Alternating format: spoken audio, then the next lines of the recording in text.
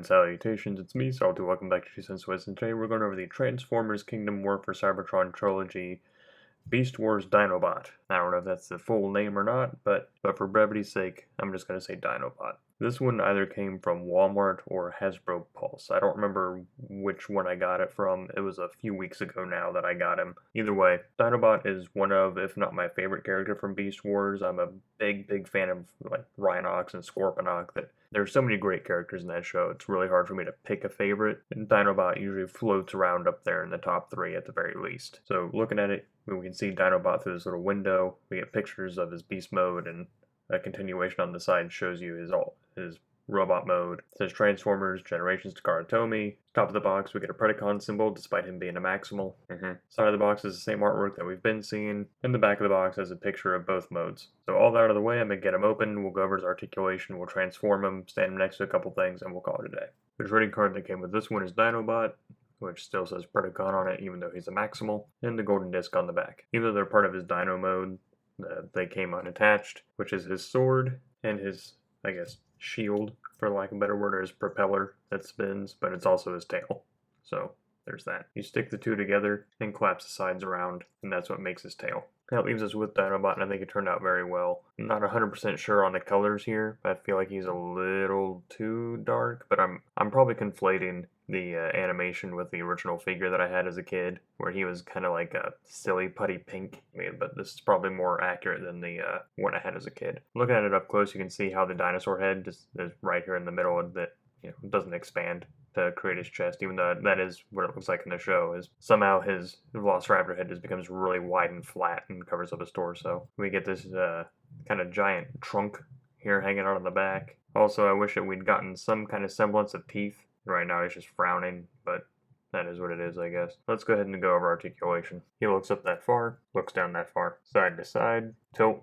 Shoulder spins 360 with no problem. Comes up over 90. Bicep swivel. Single joint in the elbow comes up at a 90. Wrist swivel. Pivot in and out. And articulated fingers, which these 3 are attached and those bottom 2 are attached. That's more to do with transforming than anything else, because these are also his feet in beast mode. He doesn't have a designated forward and back or side to side at his waist. That's just kind of a loose joint. But we do get swivel. Kicks forward. Hardly kicks back at all. Kicks out over 90. A very tight thigh swivel, which I would be careful doing, because I don't want to break that, but it's very tight. Single joint in the knee comes back that far. Ankle goes back, forward slightly, and can pivot in, but not out.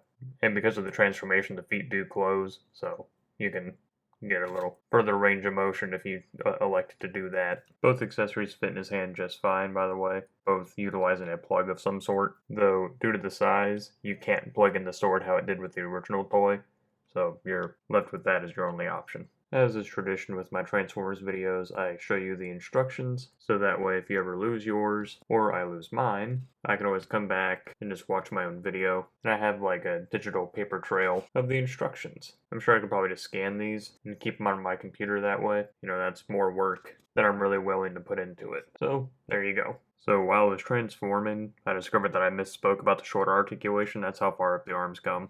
I didn't realize that these whole things moved on their own. So, little addendum here. And here we have beast mode, and Jesus Murphy, that took forever. Like, the directions are pretty straightforward. It's just getting him to cooperate and do what the instructions show. Mostly getting his feet to attach to his ass right there took forever, because it's I don't know, maybe I'm just stupid, but I could not get that for the longest time. Also, you can see a lot of the robot mode here. Luckily for me, he's going to stay in robot mode once we're done with this. Articulation is very limited. Again, the sword sticks out at the end of the tail here. There's no articulation in the tail. The legs are pretty much the arms, so we get from the knee down. These are on hinges and they don't go forward or back. You can flang them out, but you can see right there, they will not swivel. Arms here are on a hinge and swivel, so they'll go all the way back and forward and they'll rotate. They'll bend at 90 degrees, and then the paw here is on a ball. Moves whichever way you want it to go. So the head will look down, but you get this big gap. Otherwise it looks straight ahead. And you already saw the jaw was open, so that's on a hinge. He is missing his front teeth, however, which I imagine is just because it's easier to open the jaw that way, or maybe it has to do with transforming, I don't know. There he is next to Optimus in his beast mode, and there he is next to the 2 vintage ones in their beast modes. There's Dinobot next to some other Beast Wars from this line. Not too terribly convinced these are all in scale. I haven't watched Kingdom War for Cybertron or whatever the thing's called. I've only seen Beast Wars, so I remember in Beast Wars Optimus and Dinobot being more eye to eye in height. Now he was a lot taller than Rat Trap, but I don't think Rat Trap was half his height. As for Black Arachnia, I don't know. That could be correct, but the scale seems a little all over the place. Someone who knows more about what's going on with Transformers will probably let me know if that's accurate or not. So there's next to some vintage ones. The Black Arachnia on the left was a custom of some sort, and that's the way that I bought her. That could be a tarantulas for all I know that's been painted up gold, but you know, it was sold as a custom Black Arachnia, so that's what that is. And that's all I got for today. I tried to put him into the Code of Hero iconic pose as best I could, but you know, he's not a masterpiece or anything like that, so doing the best with what I got. This will probably be the last transforming Transformer review on the channel. They're just incredibly frustrating to film, so there might be more in the future, but I wouldn't expect any for a while. Maybe I'll do the red line. I like those as action figures. I know they're not transforming Transformers, but I do like them as, you know, standalone action figures, so I might start doing those. Or I might not. I don't know. You let me know what you think down below about Dinobot, or about this figure, or about the Transformers themselves. Some people are really into the whole tactile puzzle solving part of transforming them, which sometimes I'm okay with it. The Optimus Prime from this line was very, I wouldn't use the phrase ergonomic necessarily, but it just kind of made sense.